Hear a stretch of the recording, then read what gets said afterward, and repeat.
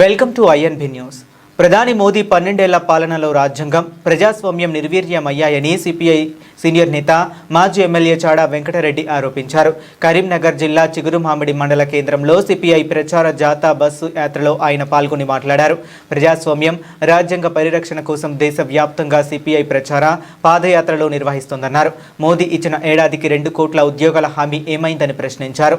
నల్లధనం వెనక్కు తీసుకొస్తామన్న హామీని విస్మరించారని విమర్శించారు. నిత్యావసర ధరల పెరుగుదలతో ప్రజలు ఇబ్బందులు పడుతున్నారని, పేపర్ లీకేజీతో విద్యార్థులకు అన్యాయం జరుగుతుందన్నారు.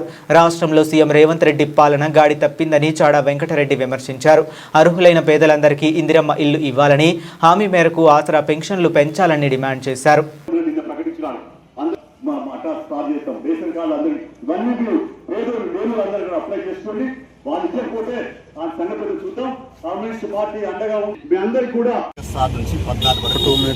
దేశవ్యాప్తంగా ప్రచార యాత్రలు పాదయాత్రలు జరుగుతూ ఉన్నాయి.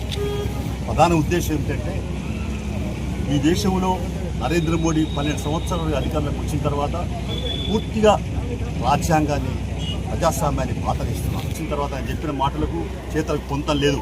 నల్ల డబ్బు దేశంలో దోసుకున్నారు, విదేశంలో దాచుకున్నారు. 72 లక్షల కోట్లు ఉన్నాయి. ప్రతి కుటుంబానికి 15 లక్షలు అయితే చెప్పి ఒక్క పైస కూడా ఏ కుటుంబానికి వేయలేదు.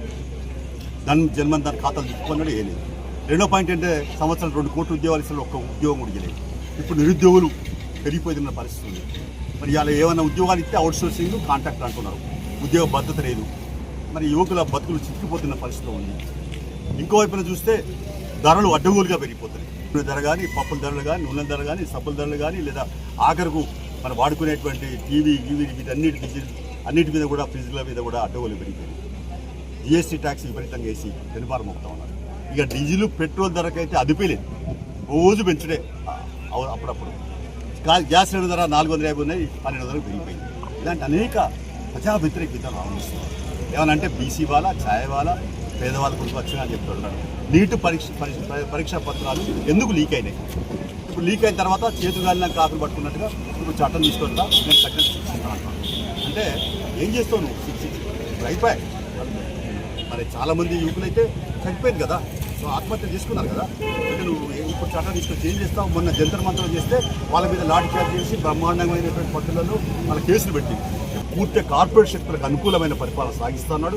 రైతుల వ్యతిరేక పాలన సాగిస్తూ ఉన్నాడు. రైతులకు మద్దతు ధర చట్టం తీసుకొస్తాను హామీ ఇచ్చి కూడా అమలు చేయలేదు. ఇంకోవైపున కార్మికులకు 29 చట్టాలు ఉంటే వాటి రద్దు చేసి 4 కోట్లకి విభజించి సమ్మెక్కునే అరిపజేస్తూ ఉన్నాడు. పైకి తీసుకురావాలి. ఉన్నోనికి రేషన్ కార్డు ఎందుకే? ఇప్పుడు ఉన్నోనికి ఉన్నాయి రేషన్ కార్డు, పేదోనికి అసలు పేదోనికి లేనేలేవు. కాబట్టి ఇలాంటి దుస్థితి వద్దు.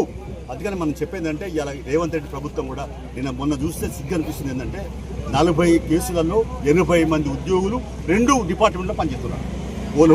పోలీస్ డిపార్ట్మెంట్లో పనిచేస్తాడు, విద్యాశాఖలో పనిచేస్తాడు. ఈ రెండిట్లా జీతం తీసుకుంటాడు. అంటే ఎక్కడున్నట్టు పరిపాలన జవాబుదారు? అందుకనే రేవంత్ రెడ్డి గారికి చెప్తా ఉన్నాం, తెలియపరుస్తా ఉన్నాం ఏంటంటే, మీరు ఇంకా పరిపాలన గాడిలో పెట్టండి. ఇలా అదుపు తప్పింది, పరిపాలన గాడి తప్పింది. వాటే పోరాటాలే సిపిఐకి శరణ్యం, పోరాట ఉద్యమాలే ఊపిరి. ప్రజల పక్షాలను నిలబడి పోరాడతాం. దున్నేవాడికి భూమి నాడు ఎట్లయితే భూములు వంచినమో, ఇవాళ కూడా అలాంటి పోరాటాలకు మిలిటెంట్ పోరాటాలకు సింహత్యవతం అని చెప్పి తెలియపరుస్తూ, కేంద్ర ప్రభుత్వం మాత్రం తక్షణమే మరి వాళ్ళ ఏదైతే మరి పరదాక వ్యతిరేక విధాలు అవలంబిస్తామని మానుకోవాలని చెప్పేసి విజ్ఞప్తి చేస్తూ సెలవు తీసుకుంటాం.